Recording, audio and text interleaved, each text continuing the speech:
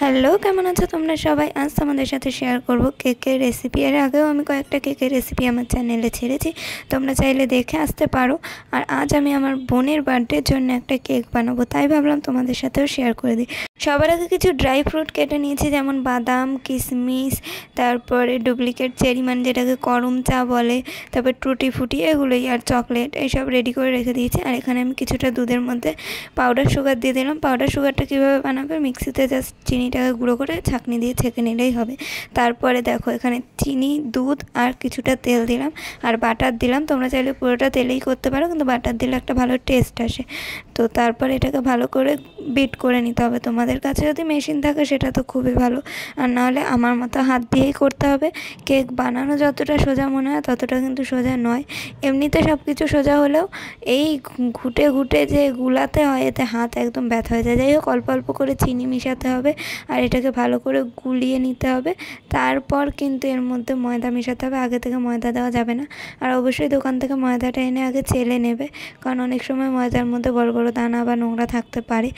থাকুক বা না থাকুক, ময়দা, চিনি সব কিছুই একবার করে চেলে নেবে। চেলেই তবে ওতে ড্রাই জিনিসগুলো দেবে। তো এখানে আমি পুরো 500 গ্রাম মতো ময়দাকে চেলে নিয়েছি। আর এখানে দেখো সব ড্রাই ফ্রুটসগুলো একটা প্লেটে দিয়ে দিচ্ছি, দিয়ে ওর মধ্যে কিছুটা ময়দা দিয়ে নেব।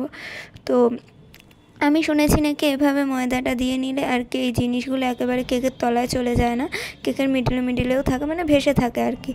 এবার আস্তে আস্তে ওর মধ্যে ময়দা মিশানোর পালা।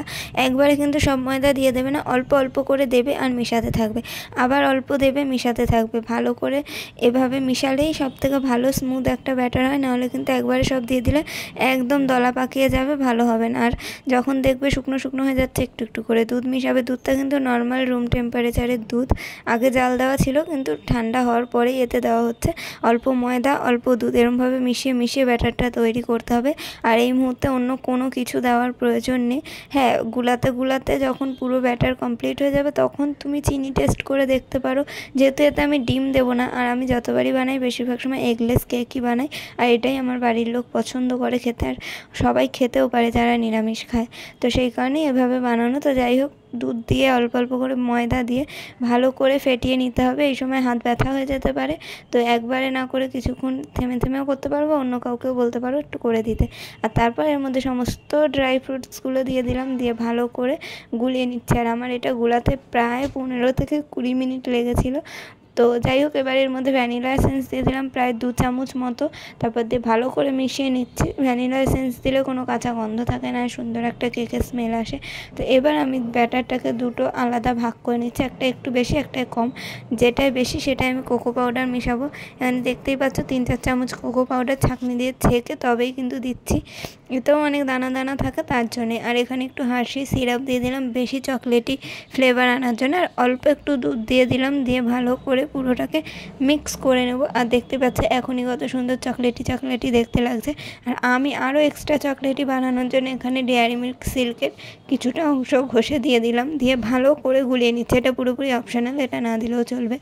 তো ভালো করে গুলিয়ে নিচ্ছি, নেওয়ার পর এটা সাইডে রেখে দিয়ে এবার কেকটা যার মধ্যে তৈরি হবে, মানে কেক টিনটা তৈরি করে নিতে হবে। আমার কাছে আলাদা কোনো কেক টিন নেই, তো আমি ঘরে নর্মাল টিফিন বক্সেই বানাচ্ছি। আর আমার কাছে কোনো টিস্যু বা কোনো বাটার পেপারও ছিল না। বাটির মধ্যে প্রথমে আমি অনেকটা তেল দিয়ে ভালো করে বাটির চারিধারে মাখিয়ে নিয়েছি, এক্সট্রা তেলটা ঝরিয়ে নিয়ে তার মধ্যে দিয়ে দিয়েছি শুকনো ময়দা, দিয়ে ভালো করে চারিদিকে মাখিয়ে নিয়েছি। এভাবে করলে কেক খুব ইজিলি বেরিয়ে যায়, কোনো বাটার পেপার বা টিস্যুর দরকারই পড়ে না। তো সেই কারণে আমি ওইভাবে করলাম। একদম সব শেষে ব্যাটারের মধ্যে দিয়ে দিতে হবে প্রায় 1 চামচ মতো ভিনিগার, আর তারপরে দিয়ে দিলাম একটা গ্রিন ইনোর প্যাকেট। তোমরা চাইলে এখানে baking powder, baking soda use করতে পারো, বাট আমি ইনো দিয়ে বানালেই আমার মনে হয় যে বেস্ট কেক তৈরি হয়, তো সেই কারণে আমি ইনো দিয়ে করি। আর একটুখানি দিয়ে ওর মধ্যে ভিনিগার, যেটা কেকটাকে ফুলাতে সাহায্য করে। তো গুলিয়ে আমি এখানে আগে থেকে প্রিহিট করে রাখা কড়াইয়ের মধ্যে দিয়ে দিলাম। কড়াইয়ের মধ্যে একটা স্ট্যান্ড বসিয়ে নিয়েছি, আর কিছু দেইনি। চাইলে তোমরা তলায় নুন দিতে পারো, বালি দিতে পারো, কিন্তু আমার কাছে কিছু ছিল না তাই দেইনি। এভাবেও কোনো সমস্যা হয় না। তারপর ভালো করে ঢাকা দিয়ে রেখে দিয়েছি। আর এই কেকটা যেহেতু ব্যাটারটা বেশি, তো এর মধ্যে 1.5 প্যাকেট দিয়েছি ইনো, আর বেশি দিয়েছি ভিনিগার, পরিমাণ অনুযায়ী তোমরা দেবে। আর অবশ্যই কেকের মধ্যে কিন্তু গোলা একটু নুন দেবে, যেটা আমি বলতে ভুলে গেছিলাম। নুন, চিনি সব কিছুই দিতে হয়, নাহলে টেস্ট ভালো আসে না। তো যাই হোক, এবার দুদিকে দুটো কেক আমি বসিয়ে দিয়েছি। চকলেট কেকটা আমি প্রায় 25 মিনিট পর একবার খুলে উপর থেকে একটুখানি ড্রাই ফ্রুটস ছড়িয়ে দিয়েছি। আর এটা হচ্ছে আমার সাদা যে কেকটা বানাচ্ছিলাম সেটা তাড়াতাড়ি হয়ে গেছে, যেহেতু এটা ছোটো আর এটা একটু আগেই বসিয়েছিলাম।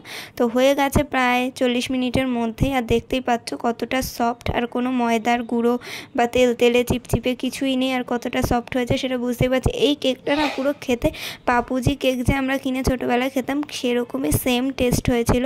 আর এই যে হচ্ছে চকলেটের যে ব্যাটার বেঁচে গেছিলো সেটা দিয়ে বানানো ছোট্ট কেকটা। আর বড় কেকটার ভিডিও আমি তুলতেই ভুলে গেছি, মানে কি বলবো, এই যে দেখতে পাচ্ছ একটুখানি দেখিয়েছিলাম কিন্তু পুরোটা তুলতে ভুলে গেছি যে কীরকম কী হয়েছে না হয়েছে। কিন্তু বড় কেকটা সত্যি খুবই সুন্দর দেখতে হয়েছিল ডেকোরেশন করার পর। আর হ্যাঁ, আমি এই বড় কেকটা যেহেতু একজনের বার্থডের জন্য নিয়ে যাবো, মানে আমার বোনের বার্থডের জন্য, তো এটাকে আমি একটু ক্রিম দিয়ে ডেকোরেশন করেছিলাম। সেই ভিডিওগুলো তোলা হয়নি কারণ খুব তাড়াহুড়োর মধ্যে কেকটা বানানো। কিছুই না, জাস্ট কেকটাকে মাঝখান থেকে কেটে ভিতরে একটু বাটার ক্রিম দিয়েছি, উপরে বাটার ক্রিম দিয়ে বোনের নাম লিখেছি আর একটু ডিজাইন করে চেরি বসিয়ে দিয়েছি, আর কিছুই করিনি। আর এই কেকটাও খুব সফট হয়েছিল। আর গরম গরম নামিয়ে আমি হাত দিয়ে দিয়েছিলাম বলে আমার হাতে ছ্যাঁকাও লেগে গেছিলো। আর এই যে দেখো ছোট্ট কেকটাতেও একটু ডেকোরেশন করে নিয়েছি, যেহেতু ক্রিমও বেঁচে গেছিলো। তো ক্রিম কীভাবে বানালাম সেটা যদি তোমরা দেখতে চাও অবশ্যই কমেন্ট করে জানিও, আমি পরে কোনো একটা ভিডিওতে দেখিয়ে দেবো। আর এই যে দেখো বড় কেকটা, যেটা আমার বোন তার বার্থডেতে কেটেছিল। তো এইভাবেই আমি আমার বাড়ির অকেশানে কেক বানাই, মায়ের বার্থডে সবার বার্থডেতেই বানাই। আর কেকের ভিডিওটা তোমাদের কেমন লাগলো অবশ্যই কিন্তু জানিও। ভালো লাগলে অবশ্যই লাইক কমেন্ট করে দিও, ফেসবুক থেকে দেখলে ফলো করে দিও, আর ইউটিউব থেকে দেখলে অবশ্যই সাবস্ক্রাইব করে দিও। তোমরাও বাড়িতে ট্রাই করে দেখো কেক বানানো নিজেদের স্পেশাল দিনে। আজকের মতো টাটা।